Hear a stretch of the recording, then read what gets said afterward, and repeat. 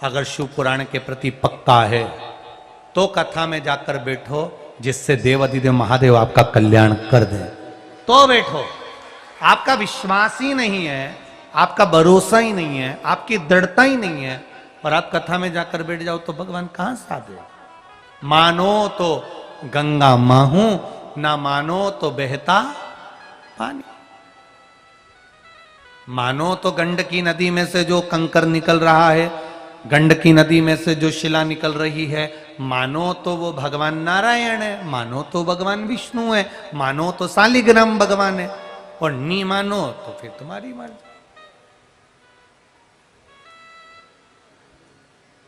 ये तो आपके ऊपर है। वो जैसे एक गुरुजी के पास में शालिग्राम भगवान थे, पूजन करते थे। अब गुरुजी को जाना पड़ा दूसरी जगह कोई काम से, तो गुरुजी ने अपने चेले से कह दिया, शालिग्राम जी की सेवा कर लेगा क्या तू? शालिग्राम जी का पूजन कर लेगा क्या तू? ये शिला है काली पाषाण की, तो इसकी सेवा कर लेगा क्या? कर लूंगा। अच्छे से सेवा करना, भगवान को तुलसी का दल चढ़ाना, स्नान कराना, पूजन कराना, चंदन लगाना, अच्छे से सेवा करना। जी गुरुजी। अब गुरुजी तो चले गए। आश्रम में था आम का पेड़, और आम के पेड़ पे लगे थे आम। अब चेले ने जो आम को देखा उसके मुंह में पानी आ गया। अब उसने सोचा आम तो लगा है पर पेड़ पे चढ़ना नहीं आता, पत्थर भी नहीं दिख रहा। एक ही रखे थे काले काले, शालिग्राम भगवान। उठा लाया, जो दिया, आम तो नीचे आ गया, शालिग्राम जी ऊपर रह गए। अब जब शालिग्राम जी ऊपर रह गए तो चेला बड़ा विचार करे, पेड़ हिलेगा, शालिग्राम जी आएंगे, पर आए नहीं। अब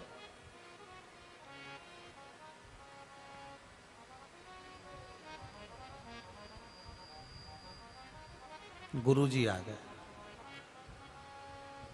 अंदर गए, शालिग्राम जी नहीं थे। चेले को बुलाया, भगवान कहां गए? अरे गुरुजी, पुनी पुनी चंदन पुनी पुनी पानी, कित गए ठाकुर हम का जानी।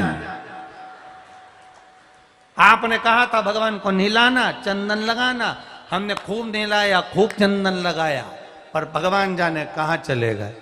अब गुरुजी ने कहा हमारे शालिग्राम भगवान को ना जाने कहां छोड़ ही आया। अब ये गुरुजी कुर्सी लगा के आम के पेड़ के नीचे बैठे थे, हवा तेज चल गई, शालिग्राम जी गुरुजी के सिर पे आए, शालिग्राम जी नीचे आए, गुरुजी ऊपर चले गए।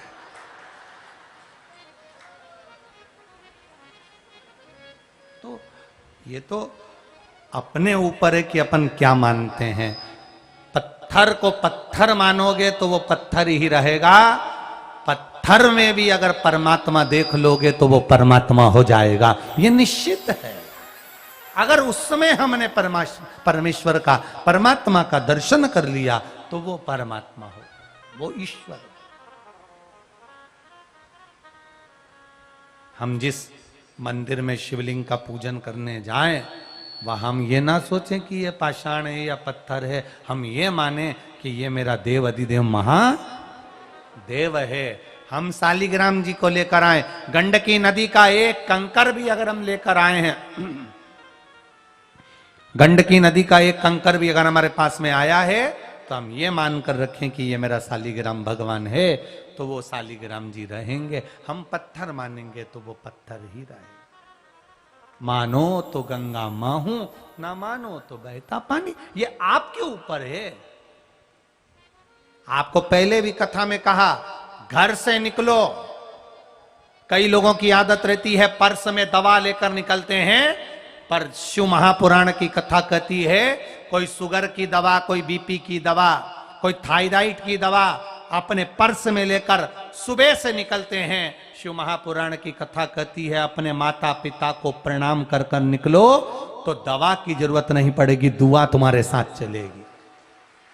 दवा घर पर रह जाए चल जाएगा, पर दुआ तुम्हारे साथ चलना चाहिए। माता पिता गुरुजन बड़ों का आशीर्वाद हमारे साथ रहेगा, परमात्मा की कृपा, परमात्मा का आशीर्वाद हमारे साथ रहेगा, तो दवा की जरूरत नहीं पड़ेगी, दुआ से ही हमारा काम हो जाएगा।